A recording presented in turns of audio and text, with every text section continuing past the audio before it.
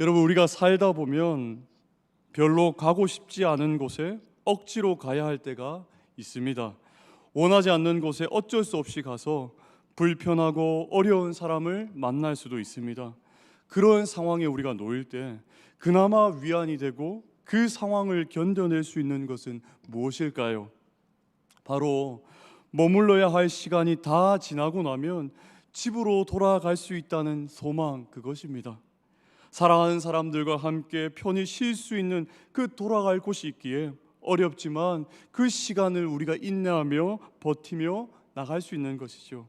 만약 돌아갈 곳이 없고 불편하고 낯선 곳에서 계속 지내야 한다면 그 인생은 참 고통스럽고 절망스러울 것입니다. 오늘 베드로는 우리에게 진짜 소망, 우리가 영원히 붙들어야 될 그 참된 소망이 무엇인지 우리에게 알려주고 있습니다. 우리 그 베드로의 진한 메시지를 함께 묵상하기를 소망합니다. 베드로 사도는 로마 소아시아 지역에 흩어진 성도들, 특별히 오늘날 터키 지역에 흩어진 성도들을 향해서 위로와 권면의 메시지를 전했습니다. 그런데 여러분, 베드로가 왜 이들에게 편지를 썼을까요? 그 이유는 성도들이 지금 고난 중에 있었기 때문입니다. 성경이 배경이 되던 그 1세기 당시의 그리스도인들은 그리스도인으로 살아간다는 것이 참 어렵고 힘이 들었어요. 왜냐하면 예수님을 믿는다는 그 이유로 주변으로부터 큰 박해와 시련과 고난이 많이 있었기 때문입니다. 예수님을 믿는다는 것이 여러분 왜 박해의 원인이 될까요? 예수님이 내 삶에 찾아오시고 주인이 되시니 이제는 이전에 주님을 모르고 방탕하게 살았던 그 삶의 방식으로 내가 더 이상 살아갈 수 없기 때문입니다. 주님을 만나기 전에는 주변에 있었던 나의 친구들과 가족들과 이웃들과 함께 그 세상의 향락과 그 즐거움을 취해서 같이 살아왔지만 이제는 내 안에 계시는 그 성령 하나님이 육체의 소욕이 아니라 성령이 즐거워하시는 그 삶으로 나를 이끌어 가시다 보니까 이제는 함께 했던 그들과 생각과 행동에 있어서 큰 차이가 생겨난 거예요. 정체성이 달라진 것입니다. 세상 사람들은 주의 백성, 이 변화된 그리스도인들을 이해하기 힘들었습니다. 로마 황제가 아니라 보지도 못한 예수 그리스도를 주인으로 모시고 살아가는 이들을 문제가 많은 종교, 눈치가 없는 그런 종교로 치부했습니다. 왜냐하면요, 그 당시에는 로마가 힘으로 그 세상을 지배하고 있었어요.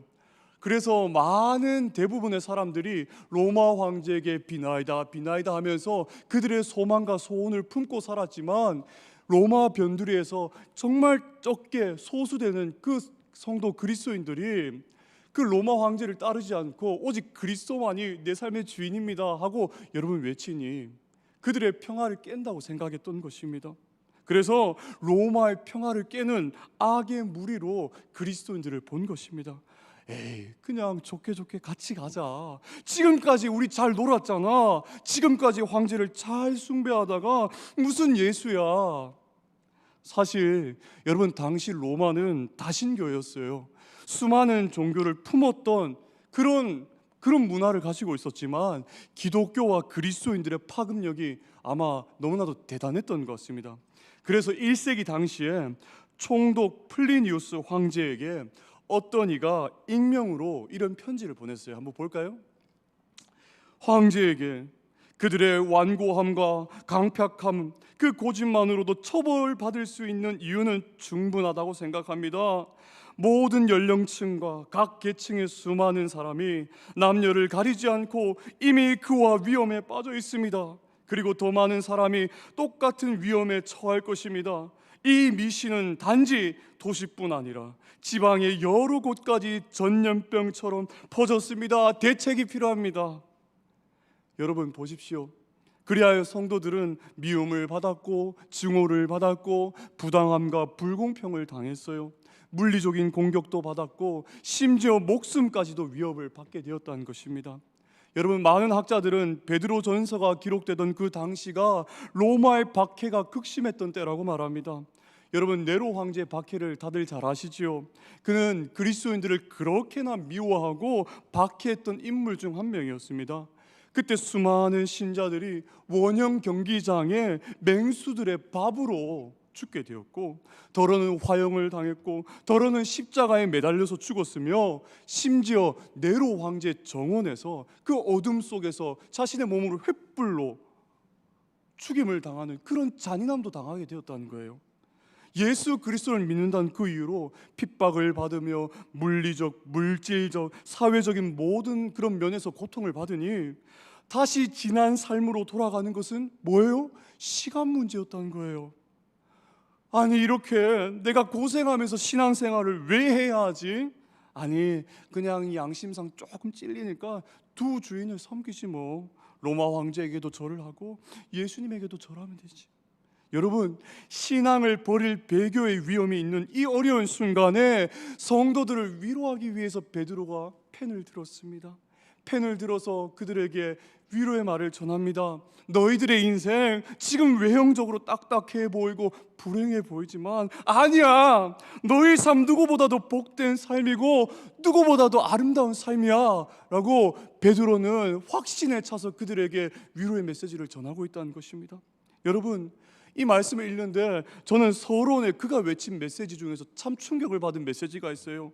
그게 뭐냐면 3절에 찬송하리로다라는 메시지예요. 하나님을 찬양합시다라고 지금 고통 중에 있는 변두리에 있는 소외된 성도들을 향해서 전하고 있습니다. 3절 보세요.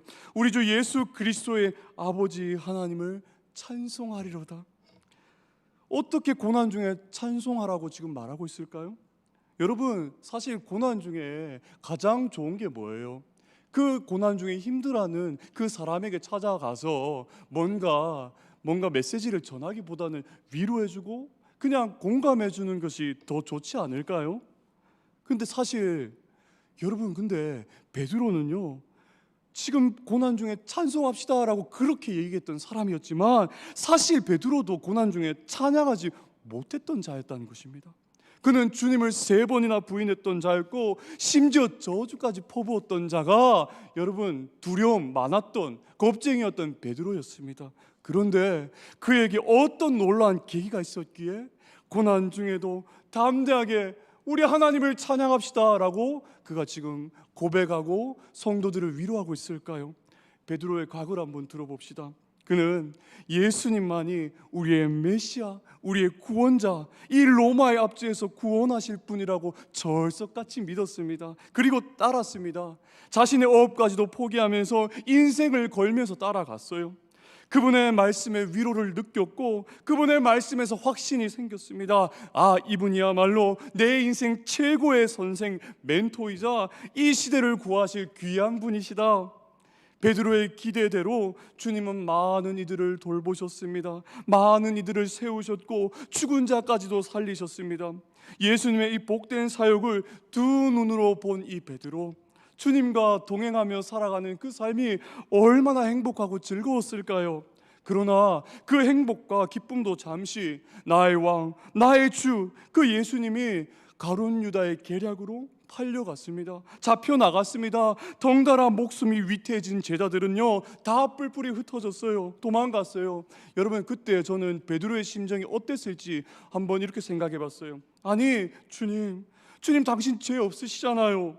당신은 우리의 메시아, 구원자, 우리의 주, 우리의 왕 아니셨습니까? 그런데 왜 이렇게 초라하게 잡혀가십니까? 하나님 아버지도 참 무심하신 거 아닙니까? 왜 이렇게 당신의 아들을 이렇게 내버려 두십니까? 도저히 베드로는 이해하지 못했어요. 그래도 지금까지 주님과 함께한 날들이 있었기에 그는 신라 같은 소망을 부여잡고 주님이 잡혀가시는 그 서글픈 현장을 몰래 따라갔습니다. 그러던 중에 갑자기 누군가가 베드로를 향해서 이렇게 외칩니다. 이 사람이에요. 이 사람이 저 예수와 같이 있었던 사람이에요. 화들짝 놀란 베드로는 말합니다. 무슨 소리예요? 당신이 무슨 말을 하는지 저 모르겠소. 또 베드로를 향해 누군가 말합니다. 저 사람이 예수랑 다니던 사람이에요. 다시 베드로는 거짓말하며 자신을 대변합니다. 아니란 말이오. 나는 그가 아니오.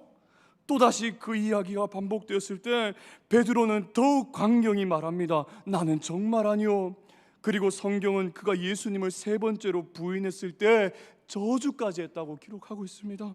예, 그렇습니다. 여러분, 베드로 고난 중에 이런 사람이었습니다. 고난 중에 찬송하지 못하던 자였습니다. 고난 중에 여러분 주님께 저주까지 퍼부었던 자가 여러분 베드로였습니다. 이제 예수님은 빌라도 앞에 신문을 받습니다. 많은 사람들이 제수 바라바가 아니라 예수님이 더 극악한 죄인이고 그를 십자가에 못 박으소서라고 얘기합니다. 예수님이 십자가에 죽을 위기에 처합니다. 십자가는 당시 최고의 형벌, 집행벌이었습니다. 무시무시하고 잔인한 방법으로 죄수를 죽음으로 내보내는 형벌이었죠. 그리고 주님은 그 무거운 십자가를 짊어지시고 언덕 위로 뚜벅뚜벅 올라가셨습니다. 군인이 예수님의 두 팔과 다리를 잡고 못을 박습니다. 작은 못이 아니라 뼈를 뚫는 아주 큰 못입니다. 퉁퉁 받는데 엄청난 고통의 소리가 들려옵니다. 그리고 주님은 십자가에 매달려서 그곳에서 모든 물과 피를 다 쏟으시고 돌아갔습니다. 이때 베드로와 다른 제자들은 모든 소망이 끊어졌어요. 지금까지 기대했던 모든 것이 무너져 내린 듯 했습니다. 예수님처럼 자신들의 목숨이 위태해질까봐 그래서 여러분 다들 숨어서 떠난 거 지냈던 것이 아닙니까? 그런 와중에 아리마대 요셉이라는 사람이 예수님의 시체를 가지고 돌무덤에 장사했습니다.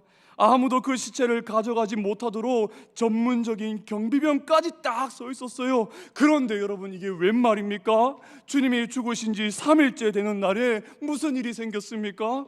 주님께서 하신 말씀대로 주님이 부활하신 것입니다. 약속대로 주님이 부활하셨어요. 죽은 자에서 산 자의 몸을 입고 제자들에게 나타나셨습니다.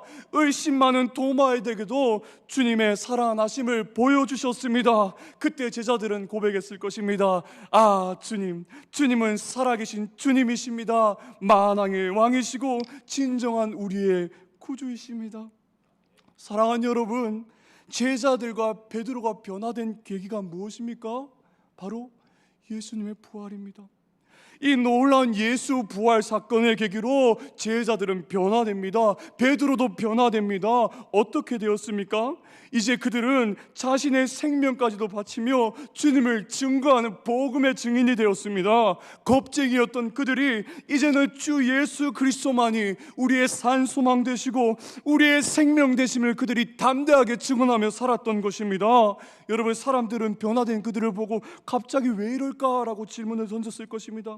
사실 여러분, 그렇게 변화된 그들이 예수님을 전하며 살아갔던 그 삶에는요, 엄청난 핍박이 거세게 다가왔어요. 목숨까지도 위협을 받는 아주 위험한 상황이 찾아왔습니다. 그러나 베드로와 다른 제자들은 예수님의 부활하신 이 사실을 증언할 수 없었습니다. 왜 그렇습니까? 예수님의 부활이 진실이기 때문입니다. 사랑하는 여러분, 예수님의 부활이 제자들과 베드로와 그리고 오늘날 주님을 모시고 살아가는 우리에게 어떤 의미입니까? 어떤 놀라움을 줍니까? 여러분, 사과나무에서 열매가 처음 맺히면 어떤 생각이 들죠? 아, 이 첫 열매, 이 시점 기점으로 이어서 나머지 나무의 가지 속에서도 열매가 계속해서 맺힌다는 그 확신을 우리가 가질 수 있습니다. 그렇습니다, 여러분. 예수 그리스도의 부활은 우리의 부활, 자녀들의 삶의 영원한 부활의 열매가 보장되었다는 사실을 여러분 믿으시길 바랍니다. 그리스도와 연합된 인생, 성령의 역사하심으로 말미암아 예수님을 주인으로 모시는 인생 또한 예수님처럼 죽음과 사망에서 생명이라는 놀라운 역전을 경험한다는 것입니다. 여러분, 더 쉽게 말해서 우리가 부활한다는 것은 지금부터 하나님 나라를 우리가 경험한다는 것이고, 나중에 완전히 그 하나님 나라가 우리 가운데 임할 때 부활을 경험하고 있는 우리는 그날에 어떤 슬픔도, 어떤 괴로움도, 어떤 눈물과 다툼도 없는 그 나라에서 영원하신 그 창조주 하나님과 함께 살아가는 그 복됨을 누린다는 것이 여러분, 우리가 이미 부활을 누린다는 것입니다. 그러니 베드로는 이 모든 사실을 깨닫고 이 편지의 수신자들에게 거침없이 외치는 거예요. 여러분, 찬송하십시오. 하나님을 찬송하십시오. 고난 중에도 하나님을 찬송하십시오 하고 여러분 이야기하는 것입니다. 여러분, 우리가 품고 있는 이 소망이 무엇입니까? 우리가 품고 있는 이 소망은 죽은 소망도 아니고 애매한 소망도 아니고 여러분, 살아있는 산 소망입니다. 3절 한번 보실까요? 우리 주 예수 그리스도의 하나님 아버지께 찬양을 드립시다. 하나님께서는 그 크신 자비로 우리를 새로 태어나게 하셨습니다.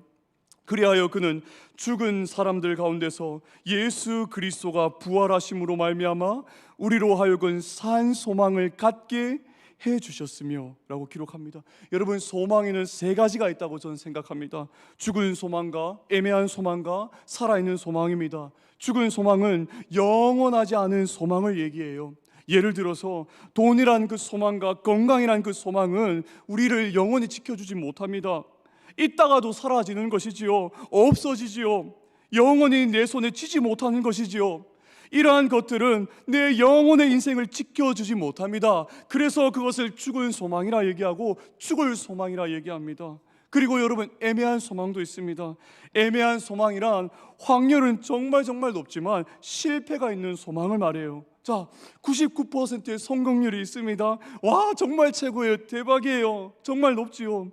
우리가 이 높은 확률 높은 소망을 우리가 계속해서 품고 살아가면 그 소망이 나에게 영원히 행복을 가져다 줄 것 같고, 영원히 그것이 나에게 소망, 성공과 영원히 나에게 평안을 약속할 것 같습니다. 그러나 여러분, 1%의 실패의 가능성이 있지 않습니까?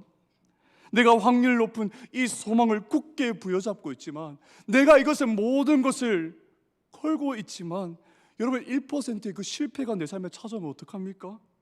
쫄딱 망하는 것이죠. 그렇습니다. 여러분, 애매한 소망은 확률은 높지만 실패가 있는 소망을 말합니다. 완전한 소망이 아니라는 것입니다. 그런데 살아있는 소망, 산 소망은 무엇입니까?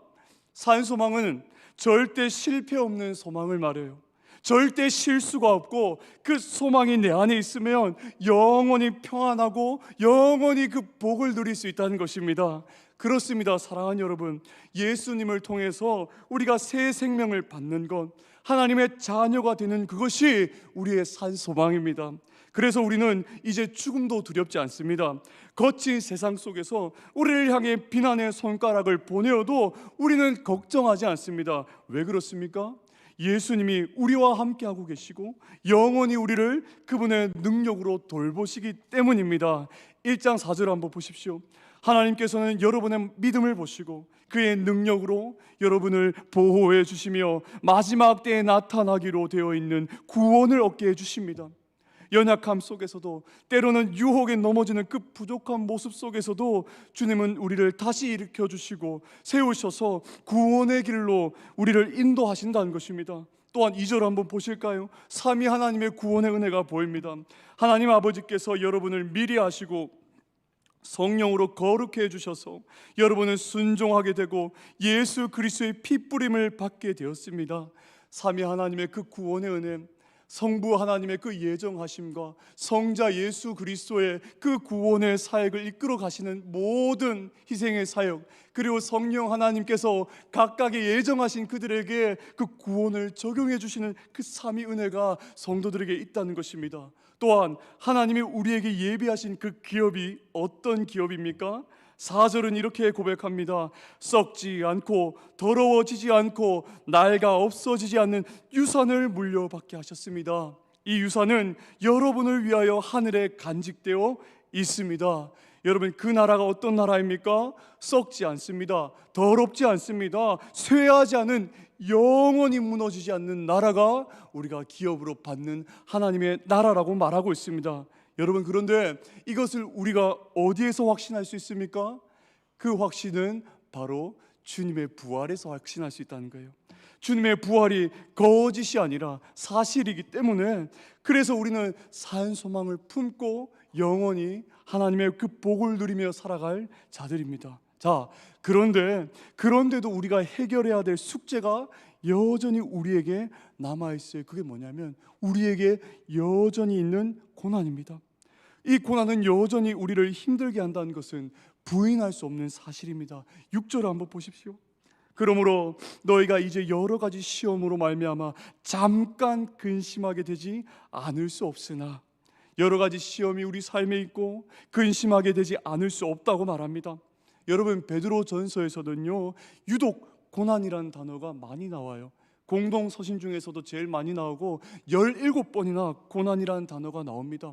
즉, 성도들의 삶에는 고난이 여전히 남아있다는 것이고, 우리 성도들의 삶이 순례의 길이라는 것입니다. 그런데 여러분, 하나님이 우리 삶에 왜 이런 고난과 시험을 허락하셨을까요? 시험을 허락하신 이유는요, 내 안에 있는 모든 거짓된 것들과 죄악들의 그 불순물들이 모두 깨어져서 자신의 힘이 아니라 오직 예수님만을 바라보도록 이끄시기 위함입니다.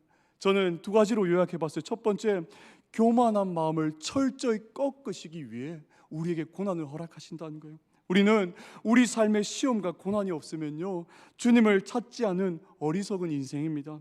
나 혼자 뭔가 할 만한 것처럼 느끼기 때문입니다. 나중에는 이렇게 착각합니다. 아, 내가 이렇게 열심히 살아와서 내가 이렇게 잘 살고 있구나. 그런데 사실 주님의 은혜가 있기 때문에 우리는 지금까지 살 수 있었습니다. 지금 우리가 호흡하는 것도, 걸을 수 있는 것도, 먹고 마시는 그 모든 것이 하나님의 은혜의 손길이 우리 가운데 날마다 맴돌고 있었기 때문에 우리가 살 수 있었던 것입니다. 그러나 어리석은 인생은 이 사실을 놓치고 살아가요. 어려움이 없을 때 주님을 찾지 않습니다. 그런데 시험과 고난이 있을 때야 비로소 어떻게 합니까? 납작 주님 앞에 엎드리는 것이죠. 주님을 찾게 되는 것이죠. 시험 중에 내 힘으로 살아갈 수 없음을 뼈저리게 느끼고 더욱 주님을 바라보게 된다는 것입니다. 여러분, 시험과 고난이 있기 전에 주님을 찾고 의지하고 주님만을 신뢰하고 주님만 바라보는 인생이 정말 지혜로운 인생이라는 사실을 여러분 기억하시길 바랍니다. 또한 하나님이 우리에게 고난을 허락하신 이유는 우리의 이 고난을 통해서 우리의 믿음을 어떻게 해요? 순금보다 더 단단하고 더 순전한 믿음으로 우리를 만드시기 위해서예요. 이 시험으로 하나님 우리의 믿음을 진짜 참된 믿음으로 만들어 가시는 것입니다. 이제 내 삶에 어떤 풍파가 파도와 같이 밀려온다 할지라도 시험을 견뎌낸 자는 더욱 강해집니다. 더욱 하나님을 바라보고 더 주님을 붙들며 살아갑니다. 여러분, 7절을 보십시오.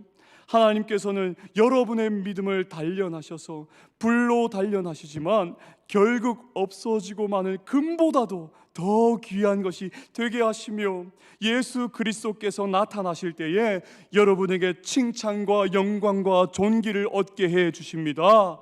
여러분, 순금이 되어가는 과정 혹시 아세요?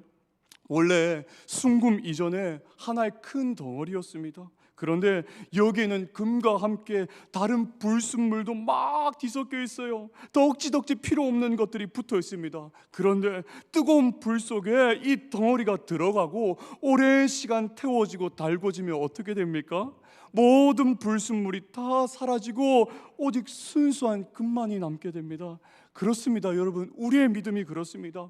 수많은 그 어려움과 그 고난 중에 우리는 참 힘들고 괴롭지만 하나님의 그 시간들을 우리에게 허락하셔서 나의 거짓됨과 나의 부족함과 나의 연약함, 그 모든 죄악의 불순물을 사라지게 만드셔서 오직 우리의 믿음이 순수한 믿음, 주님만을 바라보는 그런 복된 믿음으로 만들어 주신다는 것입니다. 그리고 그 믿음을 통해서 9절에 뭐라고 말씀합니까?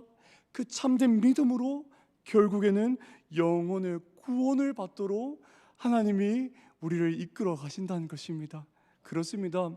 하나님과 함께하는 인생, 고난 참 힘들지만 그 시련이 우리에게 참 아프게 다가오지만 하나님이 우리와 함께 하신다면 그 고난도 우리에게 복이라는 것입니다. 사랑하는 여러분, 우리는 주님을 품고 살아가기 때문에 여러 어려움들을 겪습니다. 세상은 하나님의 말씀을 믿고 주일마다 꼬박꼬박 시간을 지키고 또 예물을 드리며 신앙생활을 하는 우리를 어리석은 자로 생각합니다. 오늘날 기독교인들에 대한 편견과 거부감이 많아서 전도도 참 힘든 시대 가운데 살아갑니다. 그래서 여러분, 이 길의 모습이 참 비참해 보이고 화려하지 않고 가진 것도 없고 힘이 없는 것처럼 초라하게 느껴집니다. 그래서 우리의 신앙이 흔들릴 때가 있습니다. 그런데 여러분, 사실 예수님이 이 길을 걸으셨어요. 주님이 이 길을 걸으셨습니다. 이 세상을 구원하실 구원의 주인, 회복의 주인이 이 땅에 오셨지만 그분은 버림받으셨습니다. 도살장에 끌려가는 어린 양처럼 잠잠히 끌려가셨습니다. 성경에는 예수님이 건축자들이 버린 돌처럼 버림을 받으셨다고 합니다. 여러분, 건축할 때 돌이 얼마나 중요합니까? 그런데 세상 사람들은 그 예수님이 쓸모없다는 거예요. 필요 없다는 거예요. 그래서 사람들은 버렸습니다. 하지만 여러분, 하나님 아버지께서는 그 예수님을 어떻게 하셨습니까? 버림받은 그 돌을, 그 예수님을 다시 일으키시고 다시 살리셨고, 그를 보배로운 산돌, 가장 중요한 돌로 세우셨다는 사실을 여러분 기억하시길 바랍니다. 베드로전서에서 가장 중요한 말씀이 저는 2장 4절의 말씀이라 생각합니다. 주님께 나아오십시오. 그는 사람에게는 버림을 받으셨으나 하나님께는 택하심을 받은 살아있는 귀한 보배로운 산돌입니다. 살아있는 돌과 같은 존재로서 여러분도 집 짓는 데 사용되어 신령한 집이 됩니다. 아멘. 죽은 자 가운데 예수님을 살리신 그 하나님 아버지는 오늘날 우리도 죽은 자 가운데서 살리셔서 귀한 돌로 삼아 주실 것입니다. 하나님 나라를 지어가는 그 복된 귀한 돌로 우리를 사용해 주실 거예요. 여러분, 혹시 이 찬양 아십니까? 예수로 충만하네. 제가 며칠 전에 들었던 찬양이에요. 어떤 교회에서 남녀노소를 불문하고 어린아이부터 모든 어른들까지 함께 이 찬양을 고백한 것입니다. 여러분, 가사 한번 보십시오. 무명이어도 공허하지 않는 것은 예수 안에 난 만족함이라. 가난하여도 부족하지 않는 것은 예수 안에 나는 부요함이라. 고난 중에도 견뎌낼 수 있는 것은 주의 계획 믿기 때문이라. 실패하여도 일어설 수 있는 것은 예수 안에 오직 나는 승리함이라. 그리고 후렴부가 있습니다. 난 예수로 충만하네. 난 예수로 충만하네. 난 예수로 충만하네. 영원한 왕 내 안에 살아계시네. 여러분, 이런 찬양이 있어요. 손경민이란 목사님이 사도행전 말씀을 묵상하다가 특별히 바울과 실라가 감옥에 갇히는 그 장면을 보고 충격을 먹고 그리고 받은 감동으로 이 노래를 작사 작곡하게 되었답니다. 여러분, 바울과 실라가 어땠습니까? 그는 예수 그리스도를 전하기 위해서 복음을 전하다가 매를 많이 맞았어요. 조금 맞은 것도 아니고 복음을 전하다가 그들의 삶까지 여러분 위험에 처하게 되었습니다. 옥에 갇히는 신세가 되었습니다. 깊은 옥에서 두 발이 착고에 채워진 상태였습니다. 그런데 그 한밤중에 바울과 실라가 무엇을 했습니까? 그들은 기도하고 하나님을 찬송했어요. 그 찬송이 옆에 있었던 제수들도 들었다고 합니다. 한번 보십시오. 한밤중에 바울과 실라가 기도하고 하나님을 찬송하며 제수들이 듣더라.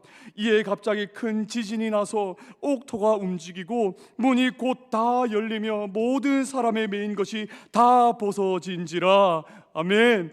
여러분, 옥문이 열리고 그들이 풀려나서 찬양한 것이 아닙니다.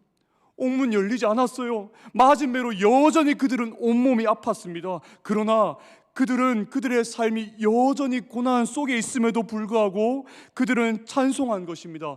왜 그렇습니까? 주님이 나의 삶에 함께 하심을 믿었기 때문입니다. 여러분, 이것이 예수로 충만한 인생입니다. 사랑하는 여러분, 저는 꿈꿉니다. 우리 성동교회가 예수로 충만한 교회가 되기를 간절히 꿈꿉니다. 남녀노소를 불문하고 성동의 모든 지체가 함께 손 부여잡고 이 종말의 때에 정말 신앙을 하면서 살아가는 것이 정말 힘들지만 우리가 함께 십자가의 길을 묵묵히 걸어나가는, 그렇게 이겨내는 복된 공동체가 되기를 간절히 꿈꿉니다. 다 함께 살아계신 그 주 예수 그리스도를 부여잡고 그 예수 그리스도로 우리가 충만하게 되어서 함께 하나님 나라의 일을 기쁨으로 감당하고 함께 감사함으로 그 하나님 나라를 세워가는 그 귀한 공동체를 꿈꿉니다. 사랑하는 여러분, 8절을 보십시오. 그렇게 주님으로 충만한 인생이 어떻게 살아갔습니까? 그렇게 주님으로 충만한 인생이 어떻게 살아갔습니까? 베드로는 이렇게 결론을 내립니다. 여러분은 그리스도를 본 일이 없으면서도 사랑하며 지금 그를 보지 못하면서도 믿으며 말로 다 표현할 수 없는 즐거움과 영광을 누리면서 기뻐하고 있습니다. 아멘. 우리가 예수님을 두 눈으로 직접 보지 못했지만 이 편지를 받고 있는 수신자들도 그 고난 속에서 주님을 직접 보진 못했지만 그들은 주님을 사랑하고 주님으로 기뻐하는 인생이었습니다. 여러분, 이 편지를 우리에게 전하고 있는 또한 오늘날 성도들인 우리에게도 똑같이 말씀하시는 바입니다. 우리는 주님을 두 눈으로 직접 보지 못했습니다. 만지지도 못했어요. 그런데 우리는 그 보지 못하고 만지지도 못한 예수 그리스도가 내 안에 함께하고 계시고 그분이 내 삶의 산소망 되시고 그분이 내 인생의 영원함을 책임진다는 사실을 우리는 믿고 있습니다. 내 안에 계시고 내 안에서 역사하시는 그 성령 하나님은 예수 그리스도를 사랑하게 만들었습니다. 고난 중에도 기뻐할 수 있도록 우리를 이끌어 주셨습니다. 사랑하는 여러분, 십자가의 사랑과 그 부활의 능력으로 얻게 된 예수 그리스도의 그 큰 은혜가 우리에게 있는데 영원한 기업과 그 나라와 영원한 돌보심과 살아있는 소망이 우리에게 있는데 우리가 어찌 세상에 넘어지겠습니까? 어찌 그 유혹에 홀라당 넘어가서 이 영원한 복을 우리가 버릴 수 있겠습니까? 여러분, 영원한 걸 보십시오. 잠깐 사라질 욕망과 그 잠깐의 달콤함에 빠지지 마십시오. 그건 잠깐 나에게 즐거움을 줄 뿐입니다. 영원히 나를 복되게 하고 즐겁게 할 영원한 소망을 부여잡으십시오. 여러분, 우리의 구원이 얼마나 놀라운 구원이었는지 12절에 보면 천사들도 얼마나 우리가 누리고 있는 그 구원이 놀라우면 허리까지 굽어서 우리를 살펴보고 있다는 거예요. 아니, 저 사람 어떻게 그런 복을 누릴 수 있는 거야? 맨날 넘어지는 모습 내가 보고 있는데, 맨날 쓰러지고 있는 그 모습을 내가 보고 있는데 하나님의 저 사람을 어떻게 구원하시는 걸까? 어떻게 저 사람이 영원한 나라를 기업으로 받을 수 있는 거야? 여러분, 우리가 누리고 있는 그 구원이 그 정도의 구원입니다. 정말 하나님의 그 귀한 영원한 복이 우리에게 주어져 있다는 것입니다. 그러므로 사랑하는 여러분, 모든 상황 속에서 예수 그리스도를 믿고 그분으로 충만하게 되어서 오늘도 기쁨으로 발걸음을 내딛는 성동의 공동체가 되기를 간절히 소망합니다. 내가 지금 겪고 있는 그 상황이 고난이라도 내 안에 충만하게 역사하실 그 주님을 우리가 함께 기대하며 하루하루 찬송하며 살아가는 복된 성동의 공동체가 되기를 간절히 소망합니다. 베드로는 고난 중에 있던 그 성도들을 향해서 첫 번째로 이렇게 얘기했어요. 택하심을 받은 자들에게 편지하노니 은혜와 평강이 너에게 더욱 있을지어다. 이 말씀대로 삼위 하나님의 전적인 은혜로 고난 중에 있지만 그 주님이 나와 함께 하심을 믿고 그 예수 그리스도로 충만하게 되어서 이 종말의 때, 이 마지막 날에 함께 우리 손 부여잡고 이 고난을 넉넉히 이겨내 나가는 성령의 믿음의 공동체 되시기를 주님의 이름으로 축복합니다.